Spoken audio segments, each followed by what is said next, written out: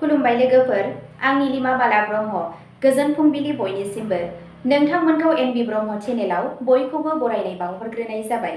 आं दिनै नोंथांमोननि सिगाङाव दिनैनि सानसेनि फानजामुथिखौ फरायथिनो लादों। आसा खालामो नोंथांमोना भिडिअखौ नायना मोजां मोनगोन। नोंथांमोना भिडिअखौ नायना मोजां मोनोब्ला लाइक, साबस्क्राइब, कमेन्ट आरो शेयार खालामनानै होलांब्लानो जाबाय।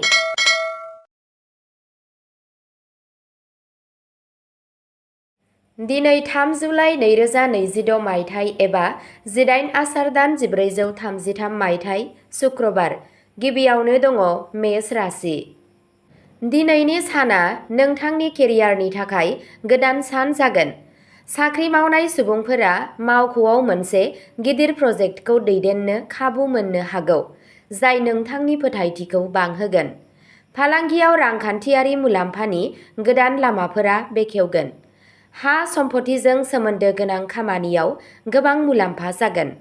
बेलासि समाव नोंथाङा नखरनि सुबुंफोरजों बबेबा धोरोमारि थावनियाव दावबायनो थांनो हागोन, जाय गोसोआरि सुखुखौ होगोन। नोंथांनि दिनैनि खाफालगोनां दिगा जादों सा सोनाब, खाफालगोनां अनजिमाया जादों 2 आरो खाफालगोनां गाबा जादों जोंथि गुफुर गाब। वृषभ राशि। जुलियारि जिउ आरो गावजों गाव सोमोन्दोनि बेलायाव दिनैनि साना जोबोद मोजां जानो थांगासिनो दं। नोंथांनि जिउनि लोगोरिजों जायखिजाया गोजाम सानस्रियारि फारागथिया दिनै आबुङै जोबगोन। साख्रि सोलायनाय एबा प्रम'शन नागिरग्रा सुबुंफोरा माबा मोनसे मोजां खौरां मोननो हागौ। रांखान्थियारि थासारिया गोख्रों जागोन आरो नोंथाङा इयुननि थाखाय मोनसे गिदिर रां थिसननायनि बिथांखि लानो हागोन। सावस्रिनि बेलायाव साना मोजां जागोन। नोंथाङा थाजिम मोनगोन। नोंथांनि दिनैनि खाफालगोनां दिगा जादों सोनाब, खाफालगोनां अनजिमाया जादों 7 आरो खाफालगोनां गाबा जादों क्रिम आरो सिलभार गाब। मिथुन राशि। दिनै नोंथाङा नोंथांनि गियान आरो सोलोनि आबुं मुलाम्फाखौ मोनगोन। समाजारि बेंखनाव नोंथांनि मुंदांखाया बांगोन आरो गोदान गोहोम खोख्लैग्रा सुबुंफोर गायसनगोन। जायफोरा गाव गावनि गोदान खामानि एबा स्टार्टआपखौ जागायनो लुबैयो, बिसोरनि थाखाय दिनै मोनसे बिथांखि बानायनाया जोबोद गाहाम जागोन। रांखान्थियारि महरै माबा मोनसे गोजाम राहाजों हरखाबै रां मोननो हायो। फरायसाफोरा फोरोंगिरिफोरनिफ्राय आबुं सुबुरुन आरो हेफाजाब मोनगोन। नोंथांनि दिनैनि खाफालगोनां दिगा जादों साहा, खाफालगोनां अनजिमाया जादों 4 आरो खाफालगोनां गाबा जादों बाथ' गोथां गाब। कर्क राशि। दिनै नोंथाङा गावनि बुंनाय आरो रागानि सायाव जर'खा दबथायनो नांगोन। खामानि थिलियाव लोगोफोरजों जेबो रोखोमनि बाथ्रा दान्थेलायनाय दाखालाम, नङाब्ला खोथाया बारायनो हागौ। दिनै रांनि लेनदेन एबा दाहार होनायनिफ्राय गोजानाव था। गोब्राब समाव बिमा-बिफानि बोसोनआ नोंथांनि थाखाय बोर जागोन। गोसोआरि गोजोन आरो गाज्रि गोहोखौ गोजान खालामनो थाखाय इसोर शिबखौ सिबिनाय आरो बिनो दै हो। नोंथांनि दिनैनि खाफालगोनां दिगा जादों सानजा, खाफालगोनां अनजिमाया जादों 1 आरो खाफालगोनां गाबा जादों रेजें गलाब गाब। सिंह राशि। दिनैनि साना सिंह राशिनि सुबुंफोरनि थाखाय गावारि गोहो बांनायनि सान जागोन। फालांगियाव नोंथाङा लानाय बोलोगोनां थिरांथाफोरा दिनै गोबां मुलाम्फा लाबोगोन।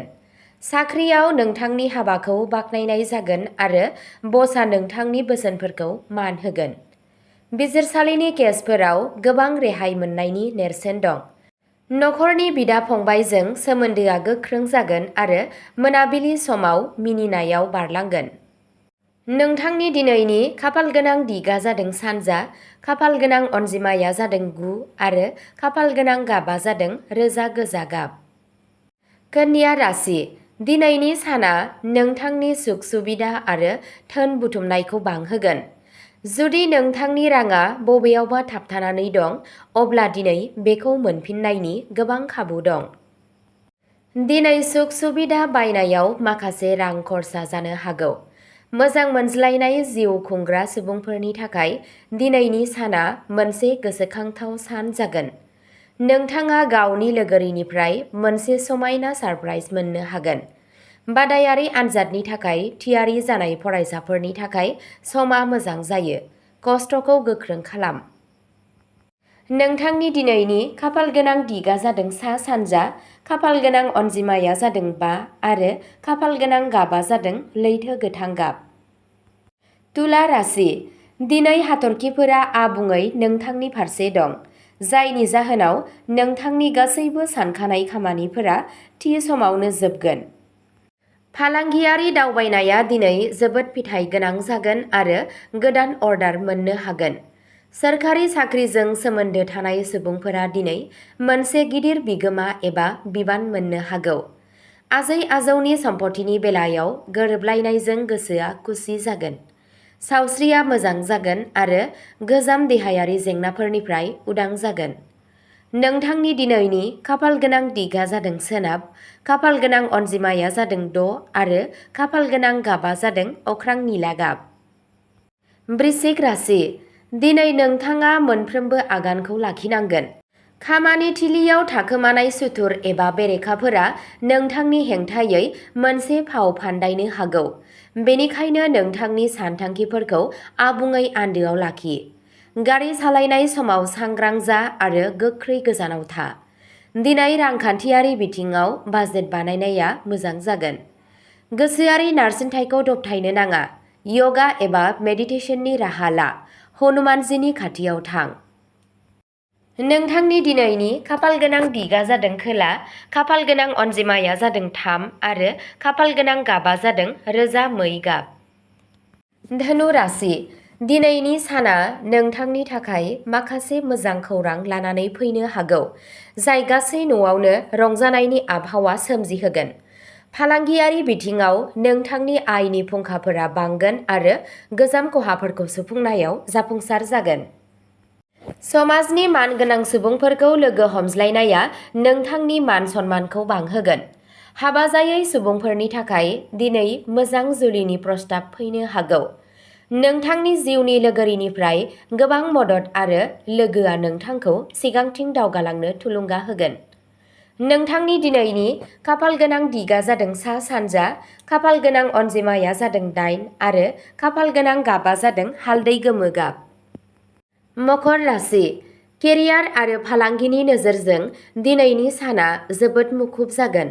मावख'आव नोंथांनि खामानिनि गोदान आदबफोरखौ जोबोद बाख्नायनाय जागोन, जायनि थाखाय जुनियरफोराबो नोंथांनिफ्राय थुलुंगा लागोन। आयेनारि जेंनाजों मोगा-मोगि जानांनाय केसफोराव दिनै थासारिफोरा नोंथांनि थाखाय मोजां नुगोन। आजै-आजौनि दुखुआ बांगोन। सावस्रिनि फारसे सांग्रांथि जा। आदारखौ समानथि लाखि। नोंथांनि दिनैनि खाफालगोनां दिगा जादों खोला-सोनाब, खाफालगोनां अनजिमाया जादों 11 आरो खाफालगोनां गाबा जादों रोजा निला गाब। कुम्भ राशि। दिनैनि साना नोंथांनि थाखोमानाय रोंग'थिफोरखौ ओंखारहोनायनि सान। आरिमु, लिरनाय एबा टेकनिकेल आयदाजों सोमोन्दो थानाय सुबुंफोरा गावसोरनि रोंग'थिखौ दिन्थिनो थाखाय मोनसे मोजां प्लेटफर्म मोनगोन। जाय सुबुंफोरा स्टक मार्केट एबा बेटिंआव रांखान्थियारि महरै लोब्बा दं, बिसोर हरखाबै गोबां रां आरजिनो हागौ। नाथाय सोलोजों खामानि माव। मोजां मोनलायनायनि सोमोन्दोआ गोख्रों जागोन आरो गावजों गाव बुजिलायनाया बांगोन। फरायसाफोरनि गोसोआ आबुङै गावसोरनि फरायनायाव गोसो होगोन। नोंथांनि दिनैनि खाफालगोनां दिगा जादों सोनाब, खाफालगोनां अनजिमाया जादों 5 आरो खाफालगोनां गाबा जादों रोजा फान्थाव गाब। मीन राशि। दिनै नोंथांनि गोसोआ नखरनि सुख-सुबिदा आरो बिलासिथानि बेसादफोर बुथुमनायाव बांसिन मुखुब जागोन। गोदान गारि एबा इलेक्ट्रनिक मुवा बेसाद बायनो थाखाय साना थोजासे जागोन। बिमानि सावस्रिया मोजां जानायजों लोगोसे नखरनि गिदिरथार जिंगाया जोबलांगोन। खामानि थिलियाव गोजौ थाखोनि मावख'गिरिफोरनि आबुं हेफाजाबजों गोबाव समनिफ्रायनो दिन्दां जानानै थानाय खामानिखौ दिनै गोरलैयैनो फोजोबनाय जागोन। न'नि फिसा-फिसा गथ'फोरजों नों मोजां सम मोनगोन। नोंथांनि दिनैनि खाफालगोनां दिगा जादों साहा, खाफालगोनां अनजिमाया जादों 7 आरो खाफालगोनां गाबा जादों गेरुवा खमला गाब। अब्ला दिनैनि फानजामुथि एबा राशि फरायथिनाया एसेनोसै। गोजोन्थों।